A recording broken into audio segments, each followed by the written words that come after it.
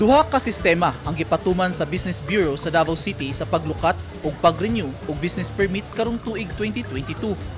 Pwede sa online o pwede sa manual nga gisugdan niadtong Enero 3, 2022. We are available online, but considering na it's first time of its implementation, since napamanggap ko ng mga opisina, we still cater at our offices, respective locations. Katong naamag ko yung pansa, nag-hesitate pa nga mag-visit sa online. So, lagi ako sana. Parallel na karoon, manual o panangkuan online. Sumala ni Maribel Pagikan, ang officer in charge sa Business Bureau. Misaka ang ihap sa mga aplikante karong tuiga kung itandi sa milabayng tuig. Very remarkable, despite the pandemic. Nag-increase na, nag-increase. Sulod sa tulok ka adlaw nga proseso og business permit sa milabayng tuig, nakatala lang og 5,893 ka mga aplikante ang Business Bureau.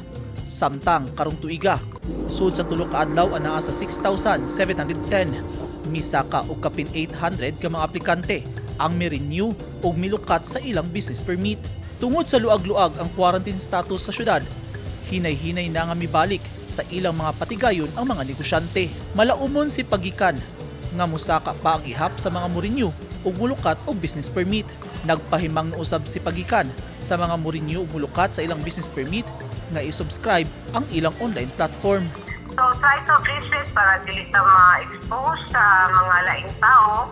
Or kung dili man, you are also welcome to process face-to-face with us. Nanawagan si Pagikan nga dili na hulaton ang deadline sa paglukat og pag-renew og business permit karong Enero 31, 2022 aron dili makamulta. Eugene Hinutan, Newsline Philippines, Davao Region. Stay safe.